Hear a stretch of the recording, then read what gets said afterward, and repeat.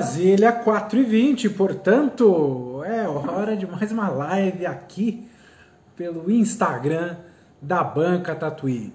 E eu começo pedindo desculpas porque na última segunda-feira nós tivemos um problema e não conseguimos fazer a live com o Fábio Kiel, o Quail, enfim, pedimos desculpas, houve um problema no sinal de uma operadora aqui no bairro. A gente trocou até de operadora, fomos até o backup, que no caso é minha casa, meu apartamento, e ali o problema estava na outra ponta, e o Fábio que não conseguia se conectar. Então, no final das contas, o que a gente fez foi reagendar para uma outra data. Mas, bom, problemas passados, hoje vamos receber Alexandre Sato, ele que faz parte do Coletivo 82. E vamos ver se ele já conectou. Ele já está por aqui. Ele topa participar, né? Se ele não topar participar, vai ser uma pequena tragédia. Vou ter que falar aqui sozinho. Alexandre Sato. Tudo bem, João? E aí, tudo bem? Tudo certo? Tudo bem, tudo tranquilo. E você? Deixa eu ver se eu tô bem aqui, o cabelão da quarentena. Putz, a gente perde a sociabilidade, né? E aí eu passei a vir trabalhar de pijama, né? Pinta que eu me visto aqui. Eu tenho que me vestir aqui certinho, senão eu trabalho muito mal. A live dos descabelados, então. 6 meses sem cortar cabelo, só desde o carnaval. Caramba, incrível. Eu fiquei com a barba por 4 meses, parecendo um... Então, sabe aqueles personagens do Metal Slug que tu resgata de vez em quando? Então, eu era... Isso, esse mesmo. O problema da barba é que eu não tenho barba. Você não tem barba. Então tem um benefício, economiza na lã e na espuma. Aí. Alexandre, identidade amarela, o modesto, comunicação com o público e podcast. É disso que a gente vai tratar hoje.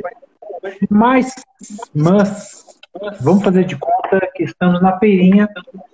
Eu cheguei numa certa mesa, olhei essas publicações aqui e perguntei o que é o Coletivo 82. Fala para mim, Alexandre, por favor.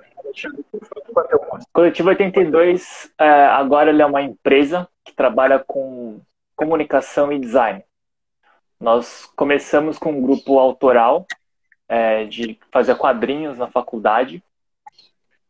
Todo mundo lá estudou.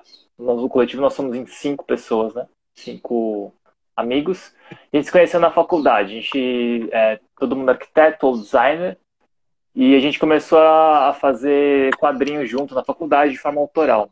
E aí esse grupo foi, enfim, se conhecendo, foi pegando trabalho de faculdade, pegando alguns freelas, e a gente começou a trabalhar junto e aí abriu a nossa própria firma. E só que essa questão autoral ela ainda não, né? Ainda bem que ela não saiu da gente. E a gente ainda faz até hoje essas publicações, esses livros, às vezes vídeo, sem nenhum motivo, a não ser porque a gente quer colocar alguma coisa no mundo e contar alguma coisa para alguém. Que em Minas Gerais é isso aí. Entendi. Não, mas é motivo suficiente, né? Porque quer botar alguma coisa no mundo. Sim. Tem uma outra publicação aqui, mas eu vou mostrar depois. Essa eu vou mostrar daqui a pouquinho. Identidade amarela. Como que tinha um professor de português que falava amarela. Para mim, ele ficava bem que era amarela e não amarela. Conta para mim o que é essa identidade amarela, Alexandre. A gente vai chamar aqui, tá, bem vulgarmente de amarela. Tem toda uma discussão, né, sobre como se referir aos descendentes de japoneses, coreanos, chineses, mas aí também tem outra galera asiática, enfim. Aqui muito se chama qualquer oriental, enfim.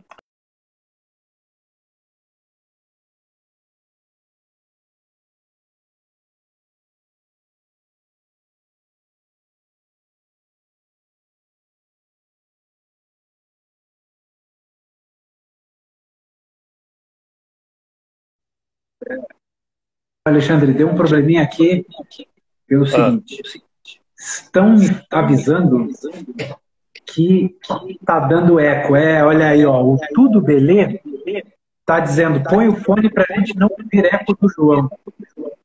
Pois é, por ixi, alguma razão, aquilo que a gente fez no teste tá passando aqui para live. tá. Eu vou tentar Ah, tocar de fone. O que você acha? é uma boa, é uma boa. Vamos lá, Deixa vamos eu ver aqui. ajustando ao vivo. O pessoal tá reclamando ali. Obrigado, arroba Tudo Belê. Obrigado aqui nos atentou pelo Telegram também. Aí o Ixi. produtor Juan Carlos Duarte, que aliás é quem produz aqui a live. Ele fica de ouvidos e olhos atentos e percebeu Vamos que. ver, vou trocar de fone aqui rapidinho. Vamos lá, vamos ver se dá certo. O pior é que a gente testou, viu? Enquanto o Alexandre se ajeita aí, a gente fez uma chamada Será e que melhorou dava para. agora? Alô, testa. Opa, agora eu acho que melhorou, hein? Vamos ver. Então era Atenção. isso, acho que era o meu fone. Era o teu fone. Atenção, arroba Tudo Belê. Vê aí, Juan Carlos Duarte pelo Telegram. Galera que está nos acompanhando ao vivo. Para mim, resolveu. Funcionou? Vamos lá, Então atenção. foi meu fone de R$ 13. Rapaz, tudo isso investido para dar um problema desses, né? Os caras hoje fazem Ai, as acho que coisas. melhorou. Arroba Mica Yamada diz que sim, está melhor. Leandro Miyashiro melhorou agora. Guilherme Ladentim diz que sim. Juan Carlos Duarte deve estar feliz em casa. Identidade amarela. Do começo, Alexandre, taca a ficha. A gente vai fazer um recorte aqui muito vulgar, né? Então, quando eu falo amarelo, todo mundo que é descendente de japonês, chinês, coreano, tá? Porque essa é a população que eu conheço, que eu tenho um pouco de contato. Eu não sei das minúcias do pessoal, da outra galera. Então, é mais ou menos isso o assunto que eu propus aqui, que a gente está falando de identidade amarela. E esse assunto eu só tive, assim, não contato, né? Mas eu comecei a pensar sobre essa questão faz pouco tempo, assim, depois de adulto, inclusive. Faz uns 5, 6 anos que eu comecei a pensar sobre essas duas palavras, identidade amarela, na minha vida. É, Essa questão de você ser um descendente de japonês aqui no Brasil, ela sempre, né, eu cresci com isso, sendo meio. Acho que não lido como uma pessoa exatamente 100% brasileira. Isso é uma grande confusão, até de não ser lido como brasileiro, mas também não se ver como japonês.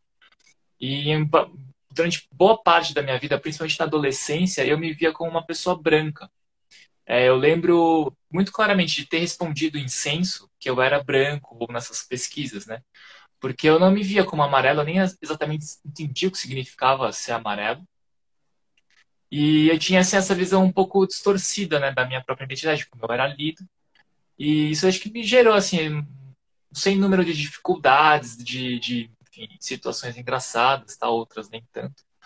Mas e aí, ao longo desses últimos anos, eu fui pensando nessa construção do que significa nascer no Brasil, mas ter a família no Japão. E aí, quais são essas contradições, enfim, essa mistura. No ano, acho que não sei se foi em 2019 ou 2018, eu conheci um japonês lá na Feira Miolos, o Kota. Não sei se você chegou a conhecer o Kota. Ele era um japonês aqui que veio fazer intercâmbio. Ele era de uma cidade próxima de Tóquio. E aí ele viu o Modesto, né? Comprou, tal, e a gente ficou. Foi em 2018. E aí, 2019 inteiro ele ficou no Brasil, em São Paulo, e a gente ficou trocando uma ideia, saía junto, tal. E a gente conversava muito sobre as diferenças, né, de São Paulo, de Tóquio, no Japão. E aí era claramente isso. Eu não sou japonês, nem um pouco. Ele também não me via como japonês. E aí enfim, foi um contato muito legal, assim, de entender essas diferenças, ter que conversar com um cara mais ou menos da minha idade, japonês de Tóquio, assim. E aí, desde desses últimos anos, eu tenho pensado sobre isso, refletido, e aí eu fiz algumas coisas a respeito, assim, que eu quero dizer, produzir algumas coisas. Uma delas é esse livreto, essa publicação, que está na banca Tatuí. Esse aqui? E isso, modesto. E eu tenho participado de alguns grupos sobre questões, sobre essas discussões identitárias amarelas e falado, conversado com os amigos, pesquisado. Tem um podcast também, fiz alguns episódios sobre esse assunto. Mas é uma coisa que é nova, é recente em mim, que acho que vai durar aí o resto da minha vida, e que a gente está tentando construir junto com outras pessoas amarelas, né? Outros homens e mulheres com família migrante.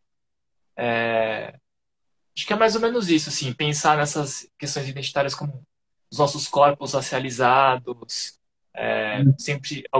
isso sempre gera alguma expectativa, né, de que o homem oriental, o homem amarelo vai ser uma pessoa calma, centrada, até dócil, inofensivo, bom em matemática.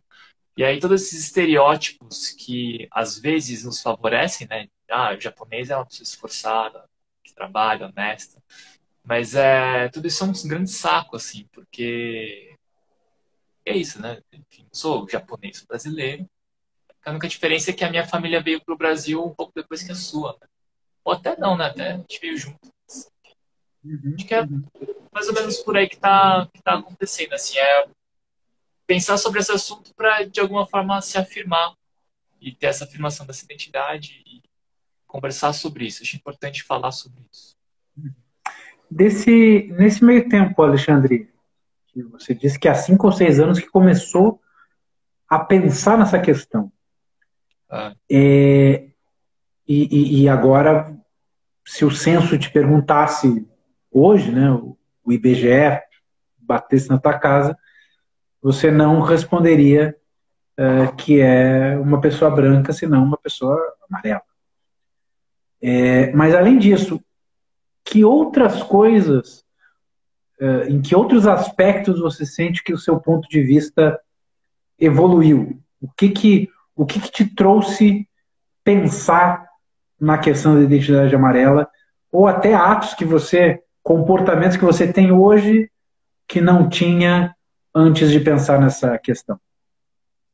eu acho que tem acho que é um entendimento de corpo, é uma coisa assim, vai ser um pouco difícil de explicar isso, tá?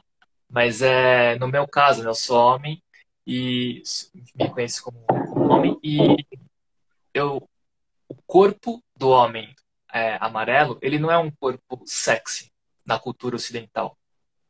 E eu acho que isso, não sei, teve um impacto na minha vida de um jeito um pouco bem profundo, assim, de não ter orgulho de ser magro, de não ter orgulho até de meu cabelo ser muito liso, ou até do meu olho, enfim. Então isso passa desde uma aceitação e até de um orgulho mesmo, do tom da minha pele, do meu fenótipo, enfim.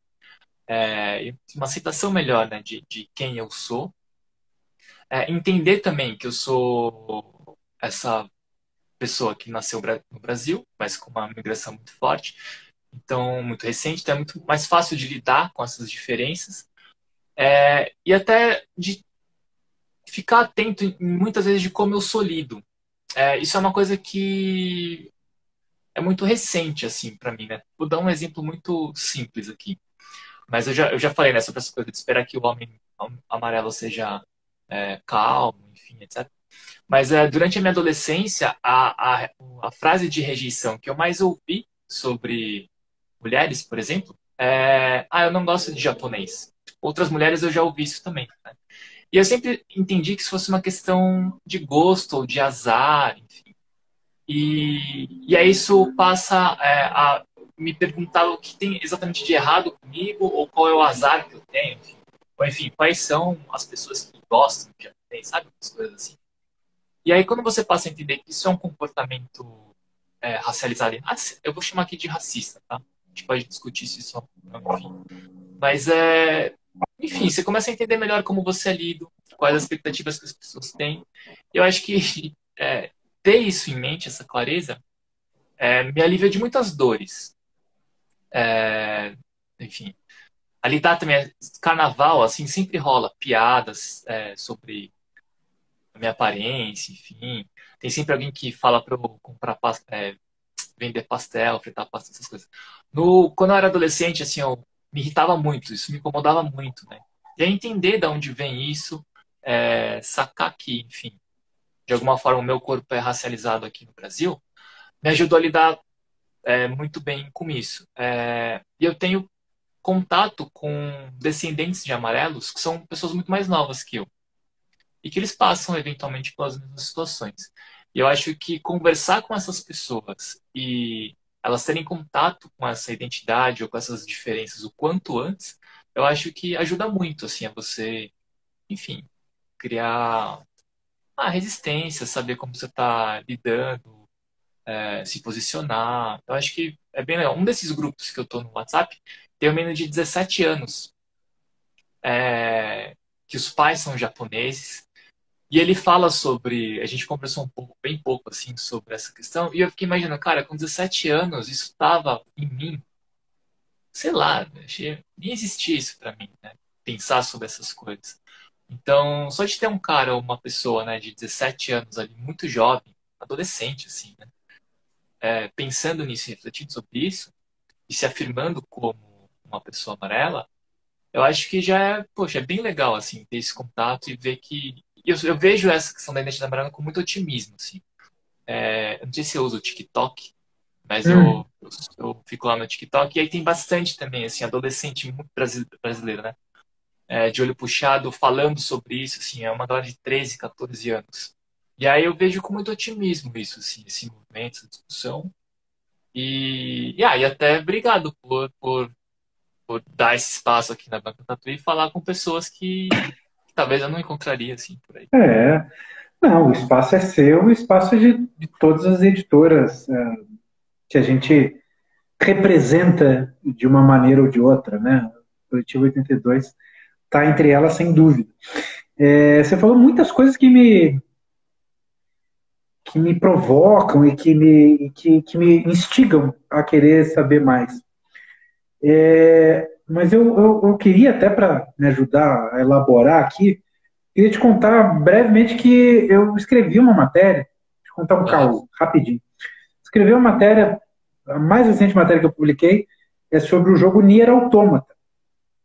E eu puxei o ponto de vista que me fez ir a esse jogo, é um troféu que o jogador ganha ao colocar a câmera debaixo da saia da protagonista 10 vezes. Nossa.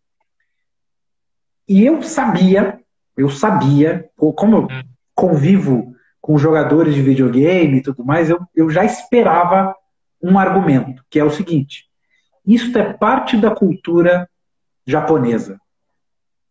Isso é parte da cultura japonesa, é só choque cultural.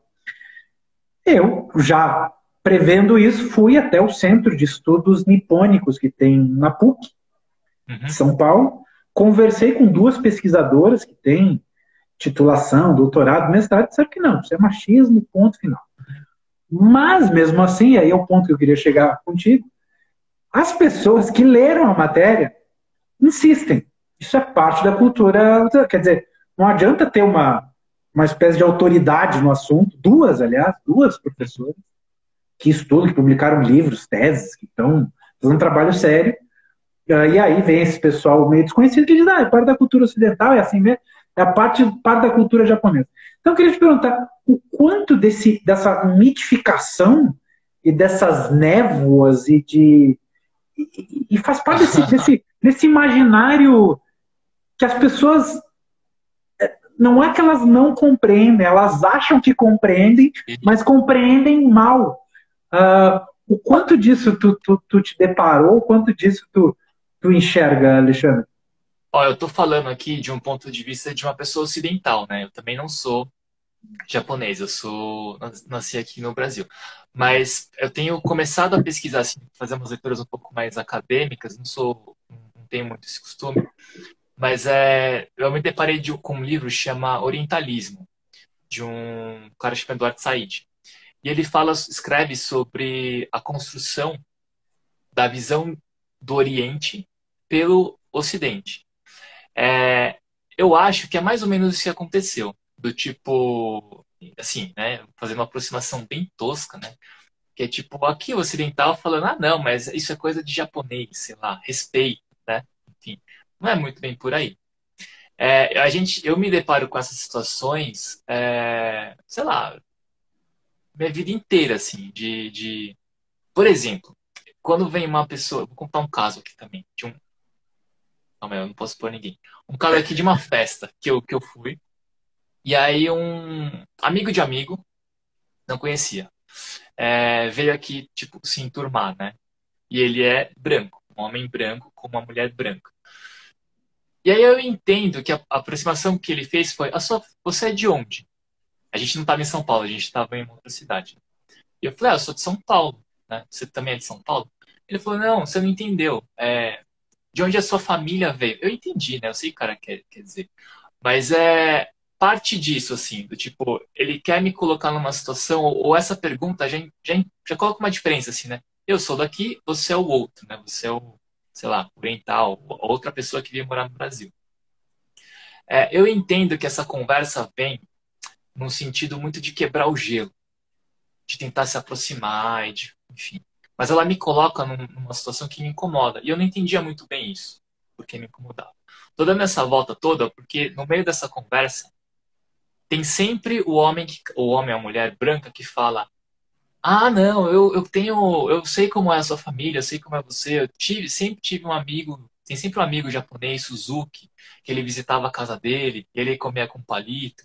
Enfim, tem sempre essa construção de que o homem ocidental, o homem branco, principalmente, sabe como é que funciona o Oriente, ou o descendente, ou o estrangeiro, ou o exótico, e ele acaba fazendo essa construção de que em volta, sei lá, da cabeça dele, dos valores dele. Ele não simplesmente não pergunta para você, né? Como é que é na sua casa, enfim, como é, tal. É sempre, eu te conheço, eu sei como sei lá. Eu acho que essa coisa aí da crítica desse caso que você contou passa um pouco por isso, que é do tipo, cara, é coisa deles, aceita, não discute, eu sei como é, enfim, ponto final. E sei lá, vamos É, lidar ou vamos seguir. Bobeira, frescura sua, enfim. é, é por aí Quando eu me mesmo. incomodo com essas conversas, vem sempre esse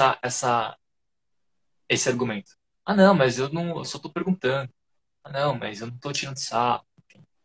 Mas acho que é mais ou menos.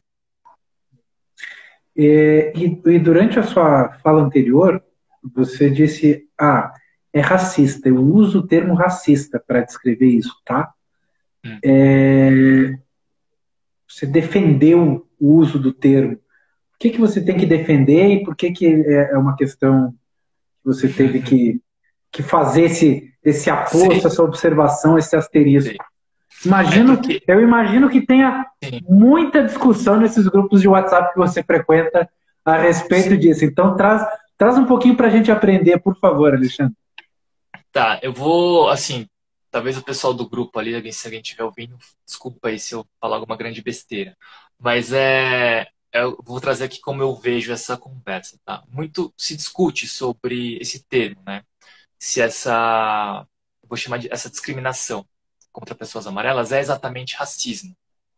Por que isso acontece? Porque quando você usa a palavra racismo, inevitavelmente vem a comparação da história da escravidão.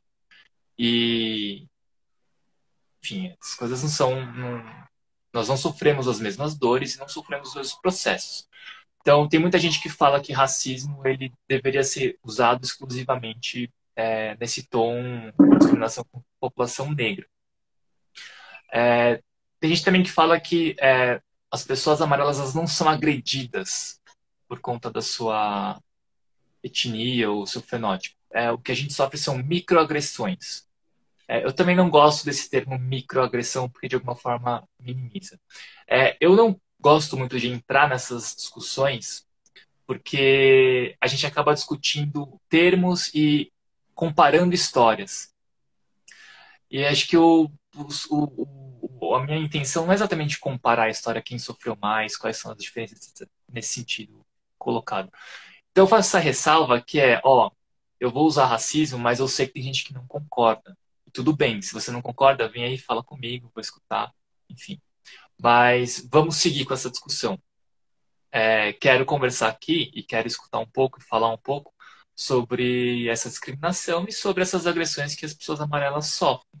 Acho que é mais ou menos porque eu coloco todas essas vírgulas e todos esses cuidados e falo assim, pisando em ovos. É porque eu também não me sinto confortável em afirmar alguma coisa ou defender alguma bandeira. Se tiver alguma pessoa negra ou amarela que discorda, enfim, desses assuntos, acho que é isso aí mesmo, porque também não sei, né? Uhum, uhum. Não, e eu acho admirável essa postura, Alexandre, de, olha, minha opinião é essa, mas, né, vamos conversar, É, sem gritaria, né? Eu acho que a gente está num período muito elétrico, assim, é absurdo, muita... E como as redes premiam a gritaria, premiam o radicalismo, né? Acaba sendo uma raridade uma postura como a sua. E tomara que as pessoas entendam e não levem, né? E se acostumem, na verdade, a querer esse tipo de consideração, esse tipo de trato, né? Voltar um pouco, é, talvez, a cordialidade, né? Ser um pouquinho mais cordial. Nesse sentido, talvez faça um pouco, seja um pouco saudável para a gente do ponto de vista mental. Bom, vamos falar mais do Modesto, então. uhum. Você já falou um pouquinho, né, do que te motivou a fazer a, a, essa publicação e enfim, falou que até te trouxe amizades. Mas fala um pouquinho mais sobre ela, por favor. Foi assim, quando eu comecei a pensar, né, sobre essas questões, enfim, eu comecei a fazer desenhos, sei lá, comecei a, de alguma forma a escrever, fazer qualquer coisa sobre isso. É, em dois, no final, acho que 2013, eu não lembro exatamente agora, o pai do meu pai faleceu, meu tio faleceu. E ele é o japonês, né, que nasceu no Japão, mais próximo de mim.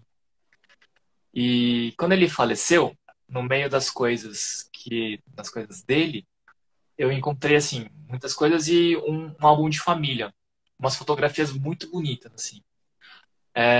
E aí eu baixei esse álbum, revirei e eu não reconhecia ninguém desse álbum. Eu sei que se passa no Japão, tem algumas outras fotos que eu acho que estão no Brasil, mas eu não tenho certeza. Mas eu fiquei pensando, pô, esse álbum tava na casa do meu avô, quem são essas pessoas, né? Tem toda uma mistura aí que o pai do meu pai, ele não falou muito porque que ele veio pro Brasil, ele era uma pessoa muito fechada, assim, então não é aquela coisa, sabe, de sentar e falar, contar pros netos o que aconteceu. Ele nunca contou pra gente uma história do Japão, enfim, pessoa muito fechada, assim. E aí eu fiquei pensando com essas fotos. Dentro dessas fotos, eu reconheci uma pessoa, que é o Modesto, que é o nome do livro, né?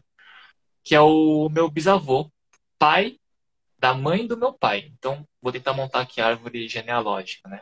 Tem o meu avô e o sogro dele é Modesto. O sogro dele é o meu bisavô, veio de Hiroshima, um pouquinho antes da Segunda Guerra. E aí ele teve a minha avó, enfim, as minhas tias-avós, e o meu avô veio do Japão na década de 50 e encontrou a minha avó, eles casaram, enfim, constituíram família. Nesse álbum que estava com o meu tchan, eu só reconheço o Modesto. E aí eu comecei a coletar essas imagens e falei, pô, essas imagens são bonitas, eu vou fazer alguma coisa, pensando nesse sentido, né, de que eu não conheço as pessoas, só conheço meu avô, ou meu bisavô, e aí vou tentar reconstruir o meu passado, a minha história, imaginando, fazendo especulação e com um texto bem livre, assim. E aí esse é um trabalho autoral que saiu no Coletivo 82, a gente fez nos horários de trabalho. Eu fiquei muito travadão, assim, esse processo demorou, sei lá, um ano para eu fazer, desatar. E aí eu pedi ajuda para a designer que trabalhava com a gente na época, a Bruna, e aí entreguei as fotos, os textos e o projeto gráfico mais ou menos com a cara dela, assim, ela que tocou e tal. E aí trabalhar em parceria ajudou muito a desovar esse livro. Esse livreto de publicação, assim, ele é mais um incentivo para que todo mundo pesquise ou imagine de onde vem e comece a contar a sua própria história, né? Essas pessoas, eu não sei se elas são família. Às vezes elas não têm nada a ver comigo e o meu bisavô tá aí, sei lá por quê. Mas, de alguma forma, essas fotos, assim, eu atribuí para elas um significado para eu conseguir contar para você e, enfim, para outras pessoas de onde eu venho, etc, etc. E eu acho que isso te reposiciona, assim, na sua narrativa, acaba construindo e fortalecendo sua própria identidade, mesmo que ela seja imaginada, assim. Acho que não tem exatamente um problema.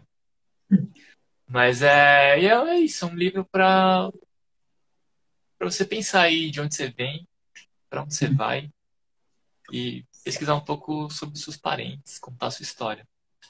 Legal isso, né? Que a identidade pode ser imaginada, né? E É, tudo bem também, né? Se pelo menos tem ali uma narrativa, tem alguma coisa, né? Você vê de onde veio, né? Talvez, enfim, acho interessante esse movimento. E o Modesto também, ele não, até pela tua condição de pesquisa e tudo, que só reconheceu uma pessoa, ele acaba dando muita margem para as pessoas criarem a própria narrativa, né? é. É aberto aqui muitas coisas, né? Tem um personagem desse álbum de família, eu tô chamando de personagem, tá? Que é uma foto de um bebê. O Modesto começou. Isso, Aqui? essa criança aí. É. Cara, essa criança da direita e da esquerda, eu acho que são a mesma pessoa. Que é a mesma pessoa, o mesmo menino. E depois tem umas outras fotos no álbum que eu achava que era a mesma pessoa. E aí o começo do projeto foi contando a história dessa pessoa. Eu dei nome, tipo, construí, assim, imaginei quem é essa pessoa, qual é a relação dele com... Ele era, na minha história, ele era primo do meu bisavô. E aí comecei a contar, assim, fazer uma fanfic da minha família, assim. Só Delícia. que eu não sei, de alguma forma achei que estava indo para um outro caminho, e aí desisti. Mas tem essa figura aí que ela aparece no álbum inteiro, ela é um pouco central, assim. E eu tenho quase certeza que é a mesma pessoa, assim. Esse lance de você começar a resgatar de onde você vem, né, sua história, seus parentes. Eu lembro que tem um professor na faculdade chamado Lindenberg, na faculdade da Poli. Eu fiz arquitetura, mas ele estava na Poli. Que ele falava sobre muito a família dele, o nome dele. Ele fez a pesquisa e a árvore genealógica dele e ele conseguiu chegar assim, em 1503. E aí eu pensei assim, nossa, imagina você se reposicionar e saber que tem algum traço, sei lá, sua história começa em 1503 de alguma forma. E aí isso ficou comigo muito tempo, assim.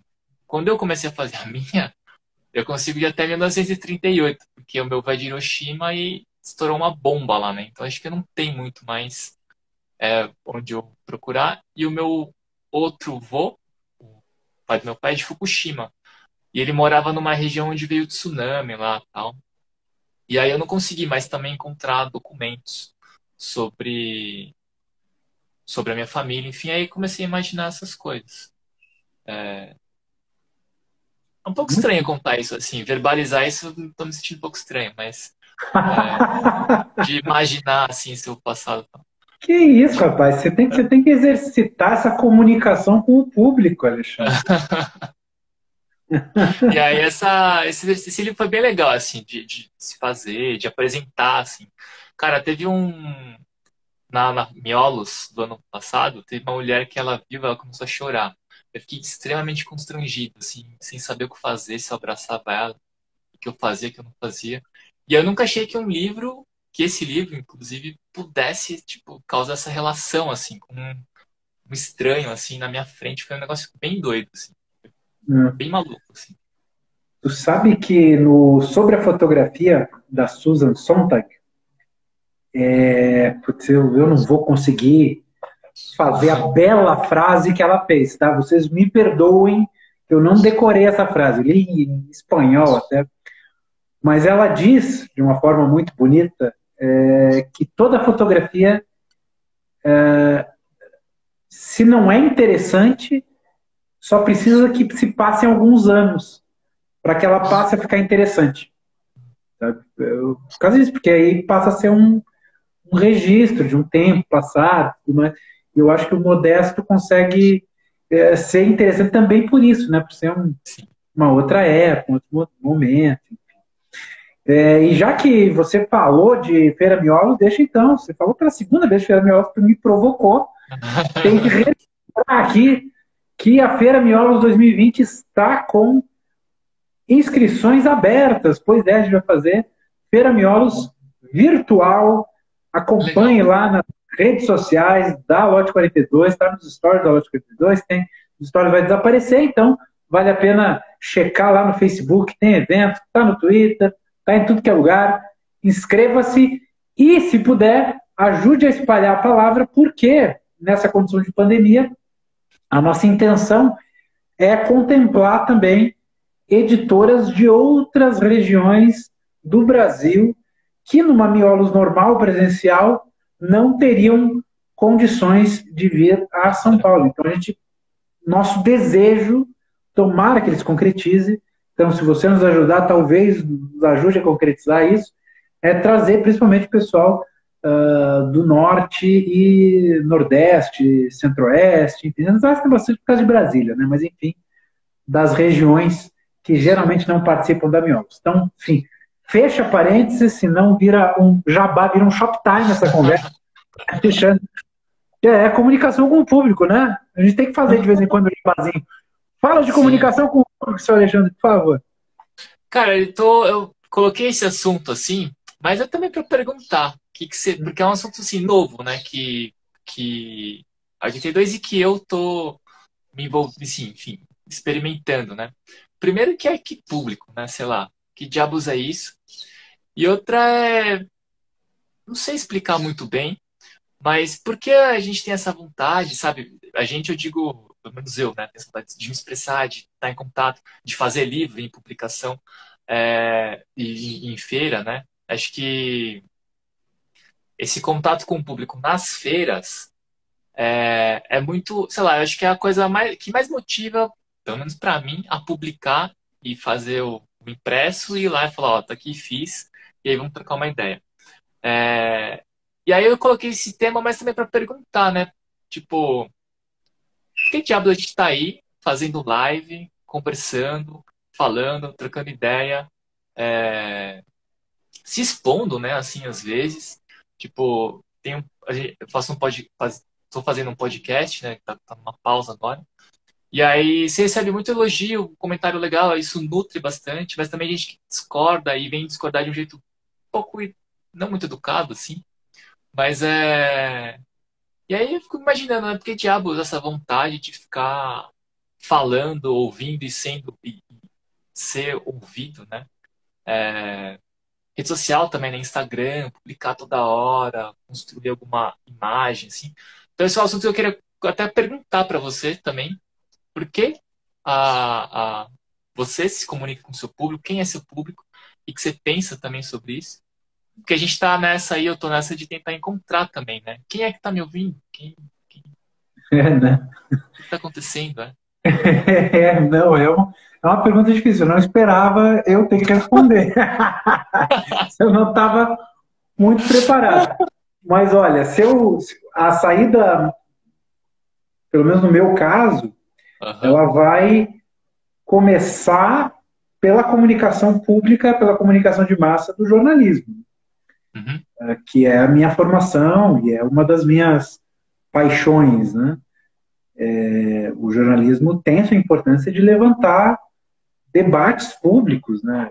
O rascunho da história é uma ferramenta democrática, ele te dá, te municia a tomar decisões, né, em diversas esferas.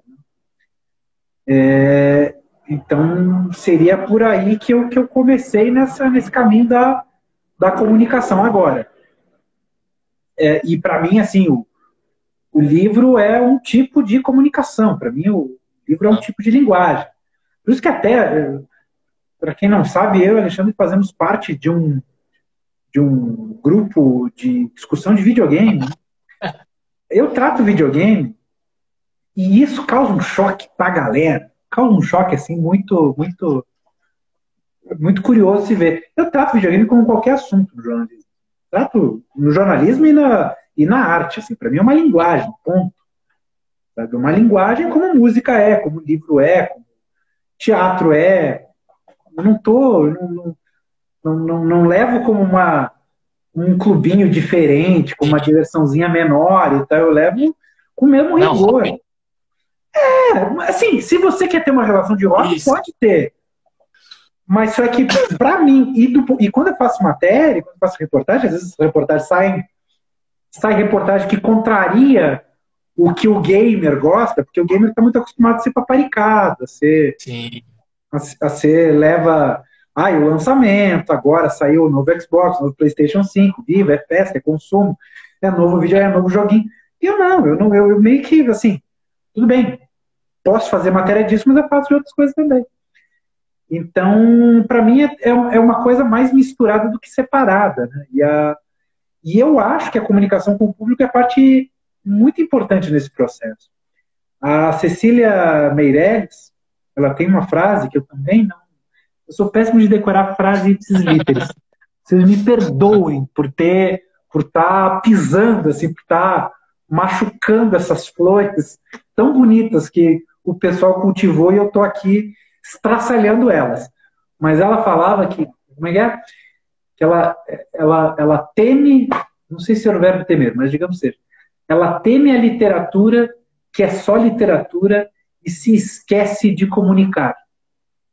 E para mim é isso, sabe? Eu acho que é envolver as pessoas também, sem sair. Para mim, a parte da missão é tirar a literatura e o videogame, que estão, digamos, quase que em polos opostos, desses espaços, por um lado, muito intelectualizado, e que, tudo é... Não, leitura não é para se divertir, Sim. É uma coisa rigorosa, que todo mundo tem que fazer, parará. E videogame é o contrário, né? Videogame isso aqui não toca, não mexe no meu joguinho, sabe? Eu vou jogar Nier mesmo e vou botar a câmera embaixo da calcinha da protagonista. Sim. Então para mim tem um pouco disso, que comunicação, como comunicação é quase falar da força do Star Wars, né? Tá por todos os lados, tudo mais. Então ela acaba englobando tudo isso.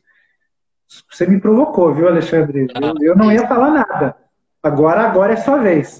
Agora, tire sua máscara. No Shin Hagakure tem uma parte que eles falam do tirar a máscara e tal, todo mundo tem que tirar. Então é sua vez.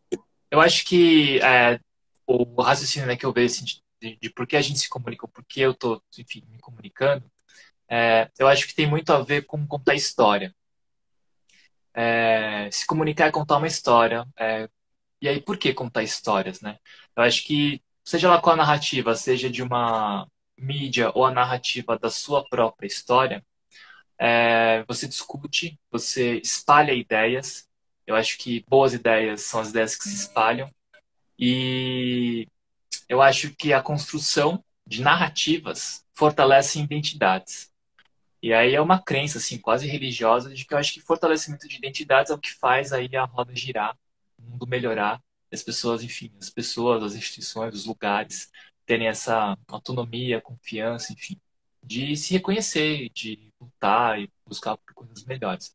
Então, assim, de um modo bem geral, eu acho que essa questão de me comunicar, de contar história, fazer livro, podcast, tem muito a ver com acessar ideias, espalhar ideias e conversar sobre ideias.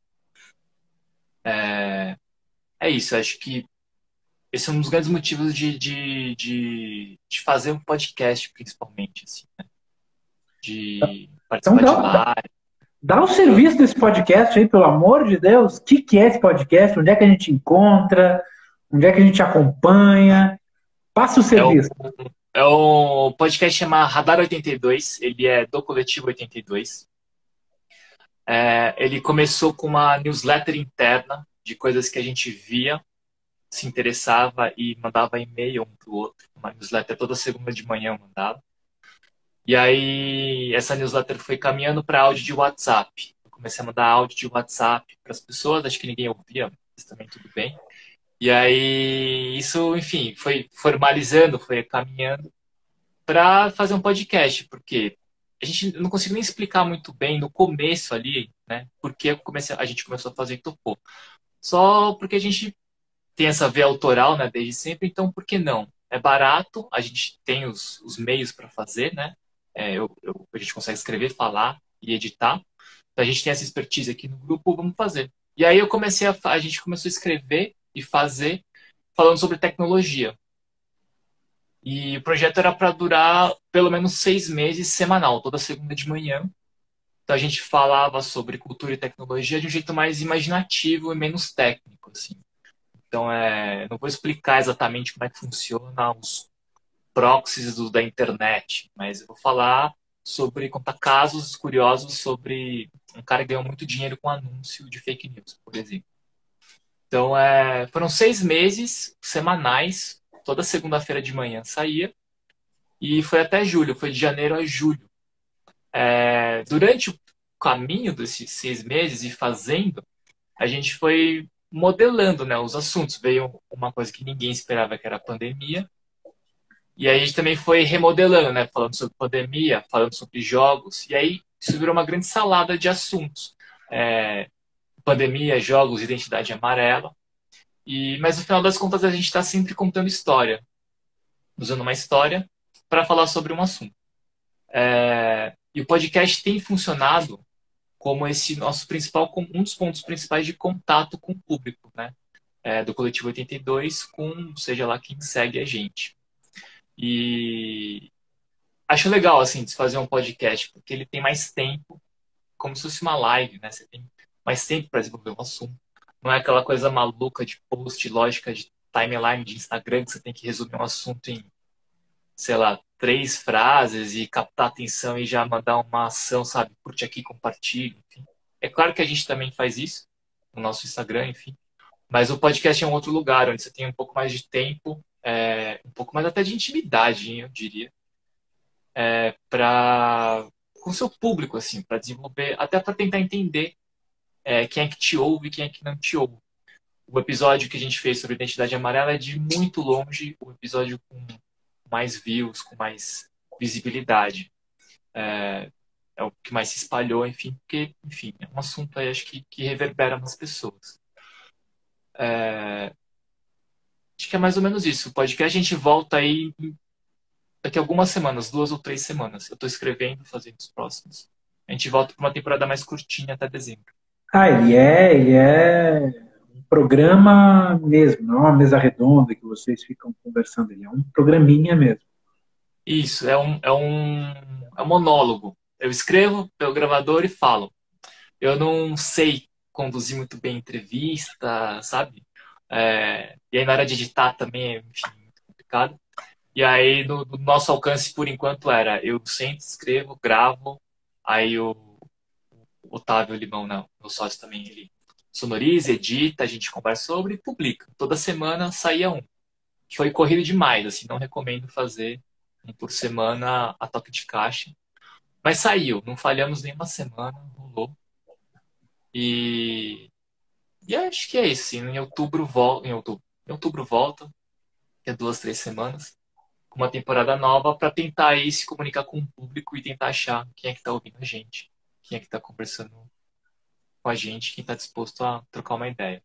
Seja sobre identidade amarela, sobre jogos. Radar 82, então, dá para procurar nos agregadores de podcast e aí vai encontrar lá o feed de vocês, é isso? Isso, 82 é por extenso, tudo junto. 82. É o nome da nossa firma e da nossa empresa.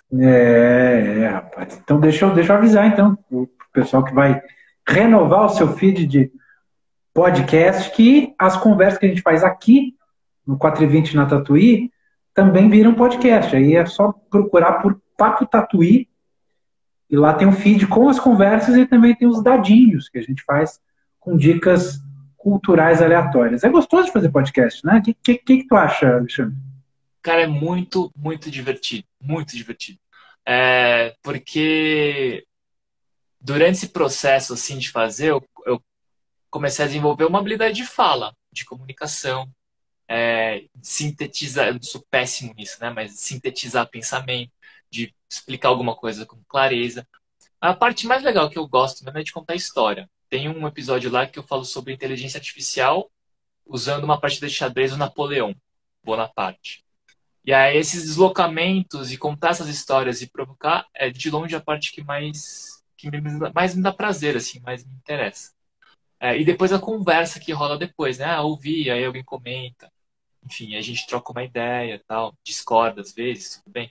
E aí essas conversas que o podcast geram são um dos retornos mais bacanas, assim, que, que eu acho, tal. E eu gosto de fazer. Sei lá, tenho prazer. Você curte fazer também as lives, as entrevistas? Eu gosto, cara. Gosto muito. Foi meio que uma reação à pandemia, né? Essas 4h20 no Tatuí. Então a gente começou a fazer live antes de virar modinha, hein? Todo mundo agora reclama. Ah, tá cheio de live, tá cheio de... Mas, pô, a gente começou logo no início, viu?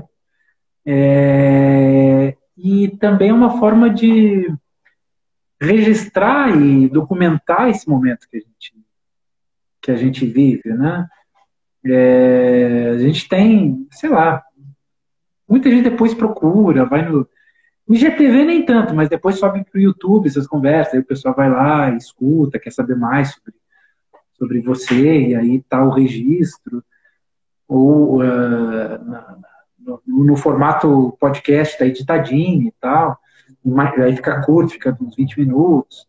Enfim, eu sinto que é uma chance de mandar mensagens na garrafa no oceano, sabe? Uhum. Quando chega em algumas ilhas, de vez em quando o pessoal se relaciona, mas o podcast em si tem um poder, isso não é do podcast, na verdade, é do rádio. O rádio tem um lance que tem que ser estudado, que tu te relaciona muito com o locutor, sabe? Eu não sei identificar, e é de uma maneira diferente da TV, do Do livro. texto. É. É diferente. O som tem uma parada que deve ter sido pesquisada, não é possível, cara. Assim, eu lembro, poxa, eu ouvia quando eu era mais jovem, em Guaíba, eu ouvia um programa, os programas de rádio lá do Sul, o Sala de Redação, que tem até hoje, tem 40 e tantos anos o programa. Cafezinho, Folharada, esses já estão, acho que já acabaram. Folharada, programa X, programa Y. E, nossa, eram meus amigos, assim, os amigos beirando o amigo imaginário, sabe? Cara, é uma doideira, assim. Tem um pai de uma amiga que ele trouxe essa referência. Ele falou, enfim, falou, cara, é muito legal, porque parece que eu tô... Tem uma sensação de radinho de pilha. É uma referência que eu não entendo, porque eu não peguei o radinho de pilha, né? Então, não entendi muito bem, assim, que diabos, né? É uma coisa sozinha, um pouco íntima, né? E aí um amigo meu que estava morando em Singapura, da faculdade, a gente não se vê há um tempinho já. Ele falou, cara, muito legal te ouvir, porque eu lembrei de quando a gente estava na faculdade, sentava, conversava, tomava cerveja, ele falou, parecia que estava do meu lado. Uhum. E aí, enfim, ele me conhece, a gente se conhece, tal, remeteu essas lembranças, mas eu fiquei imaginando, né? E as pessoas que não me conhecem, nunca viram minha cara, né? Meu jeito de andar, tal. Que imagem que tem, que rola, né? E aí eu fiquei imaginando, eu escuto muito podcast, né? E aí eu fiquei lembrando que tem vários podcasters, vários programas que eu não sei explicar muito bem, mas não sei o que é também explicar. Acho que é talvez a voz do seu ouvido, a possibilidade de você poder falar muito baixo, Uhum. acaba criando uma intimidade. Parece que ela tá falando só pra você às vezes, não sei explicar. E aí parece, assim, que você encontrar com ela na rua, né? Se você reconhecer, você vai falar, e aí, como você tá? Não sei, essa história mesmo, né? Parece que é um amigo imaginário. Uhum. E, não sei, podcast tem isso, assim, é uma parada meio... Não sei, acho que é mais do áudio, assim, né? Mas eu não consigo contar mais, assim, explicar direito que parada é Assim, essa. eu consigo ensaiar, talvez, uma hipótese aqui, que pode estar furadíssima, fazendo essas ressalvas, é que como ele é só áudio e você consegue fazer outras coisas ao mesmo tempo, Ah, aí tu acaba te relacionando porque essa pessoa está ali contigo, te acompanhando, né? Fazendo uma, trazendo uma conversa de fundo enquanto você está fazendo outras coisas. Pelo menos eu consigo, eu escrevo ouvindo podcasts, enfim. uau. Às vezes eu às vezes até puxo uma palavra que eu vi aqui e já me destrava. Opa, para escrever, aliás, isso aí fica a dica aí para quem tem bloqueio para escrever, é buscar outra coisa, assim, sai. E eu faço isso, né? Travei, eu saio, vou, abro aqui uma publicação do Coletivo 82, população, pô, população, tá aí, ó. Tá, era a coisa que estava faltando, era a pecinha do Tetris que precisava para encaixar e pá, limpar e renovar o raciocínio, sabe? Então, e às vezes no podcast é que eu consigo separar também, eu não fico prestando atenção, sabe, Sim. na hora que estou escrevendo, 100%. Então, eu acho que tem isso, por isso que eu gosto tanto também de ouvir. Eu já gostava de ouvir rádio, né? E agora o podcast tem uma outra lance que eu acho que é encantador, Alexandre. Eu tô falando mais que entrevistado hoje, viu? Vocês me desculpem, esse 420 tá, me Eu deixa vou tão falar à mais depois. vontade. Você me deixa tão à vontade que eu fico aqui, eu pego a latinha e fica só para mim. Mas só para a última ideia, prometo, e a gente já está tendo que encerrar, nesse mundo cacofônico que tu mesmo descreveu, do lance do Instagram, que não para, e você reage, e de repente está vendo uma foto de cachorro, de repente é uma foto de uma praia, de repente é de comida, de repente é um print tosco, meme, e tudo veio, e aí você pensa, mas é só girar, mas não é só girar, seu cérebro está É, ali, pum, pum, pum, pum. Ele está recebendo esse bombardeio de estímulo o tempo todo e tendo que reagir, com a capacidade de interagir. Pô, a gente que joga videogame sabe como isso existe. E não é. é só um joguinho, é um joguinho que fica mudando o tempo todo de tela. Eu fico de olho nisso, sabe, nesse consumo de rede social e tudo mais.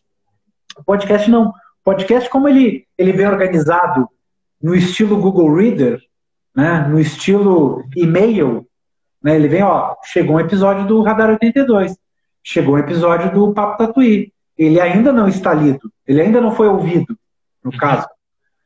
Você pode baixar ele, então ele te dá uma sensação de controle e de conseguir Sim. acompanhar que eu acho que isso em parte justifica essa volta do podcast com tanta força, a volta do rádio com tanta força. Mas fala, Você Alexandre, falou, pelo amor de você Deus. falou desse bloqueio aí, né? Quando eu fico travadão, tanto para escrever o podcast ou para os trabalhos aqui, ou eu saio, e agora não, né? Mas eu andava um pouco. Então, andar assim, tipo, só andar à toa, assim. Na pandemia aqui, eu não tinha, tô trancado em casa. Teve um dia que eu fiquei andando na sala, de madrugada, assim. E aí ajudou, destrava um pouco. Eu não sei explicar muito bem, aí, sei lá, quem estuda explica, mas ajuda. E aí consumir notícia também me ajuda. Acho que é uma coisa particular. Notícias que são mais leves, assim, né? Tipo, sobre jogos, sobre tecnologia, sobre música, sei lá. Interesses, assim, mais fora do trabalho. Consumir essas notícias, ver, quem que lançou um álbum novo, um review novo, uma coisa mais leve, assim, que se alguém visse na minha tela, eu falaria, você está procrastinando. Talvez eu esteja mesmo. Mas ajuda. Me ajuda a dar um desbloqueio, e continuar a escrever, enfim. E aí, sobre esse lance do podcast, eu acho que ele também tem é um outro tempo, né? Uma pausa, assim, de você, sei lá, parar um pouco. Eu escuto muito lavando louça, fazendo trabalho doméstico. Eu não consigo trabalhar e ouvir nada. E aí, fazendo uma coisa mais braçal, assim, mais que eu não tenho que pensar. E aí, você vai escutando o podcast e lava a louça até que é, tipo, super tranquilo. E aí, dura lá um podcast, lavar uma roupa. Mas ele tem essa outra coisa, né, de pausa, assim, de você consumir as coisas com um pouco mais de calma. A pessoa vai falar, então você presta um pouco de atenção. Eu prefiro os podcasts com um roteiro, assim, né? Então, como se fosse um programa. e aí vai e tal, ou pelo menos com o mínimo de edição, para você ir sendo conduzido. Mas é uma doideira, tem um lance de intimidade de áudio aí que não sei explicar, mas eu também não sinto isso em música, só em podcast mesmo, assim. Pois é, seu Alexandre. E, infelizmente, a gente chegou no nosso limite. A gente está além do limite recomendável aqui. Daqui a pouco o Zuckerberg vai nos expulsar. Eu não sei se você sabe, né? O Zucca, ele só permite 1 hora, a partir de 1 hora dá prejuízo. E aí ele corta, e às vezes ele corta de maneira repentina. Isso Safado. já aconteceu. É que tadinho. Vai exigir do servidor. Ele vai pagar lá o servidor, aí ele tem prejuízo. Se passar de 1 hora, ele tem prejuízo, tadinho. Então, quero te agradecer, Alexandre, pelo papo maravilhoso. Uma pena, temos que ir embora. Fica o convite aí para todo mundo que quiser conhecer as publicações do Coletivo 82, estão na Banca Tatuí. Ao adquirir, né, para deixar uma coisa meio óbvia, mas ao adquirir uma publicação deles, vocês apoiam, né, o trabalho do Alexandre, apoiam o trabalho da Banca Tatuí, aqui, que faz essas lives e tudo mais, que não parece, mas tem produção lá do Juan Carlos Duarte. Quando vira podcast, tem edição da Natália Schiavon, enfim, essa galera toda aí para manter de pé isso aqui. Uma última mensagem, Alexandre? Eu agradeço bastante o convite, é muito divertido passar assim, né, participar das lives, trocar ideia com você, falar sobre esses assuntos, enfim, de uma maneira bem aberta, assim, bem tranquila, assim. E a gente se vê no final de semana. Pois é. Tá? Como Ludens, vamos conversar sobre Dandara e o convite está feito. Para todo mundo que quiser se unir aí a esse grupo, a gente vai falar no sábado sobre o game Dandara, e no sábado a gente vai decidir qual game que a gente vai discutir no mês que vem. É isso. Obrigado, Alexandre. Obrigado a todo mundo que acompanhou esta live, que fica a partir de agora disponível no IGTV, eventualmente no YouTube e eventualmente como podcast. Legal? Beijo. Valeu, João. Valeu. Um abraço. Tchau, tchau. Tchau.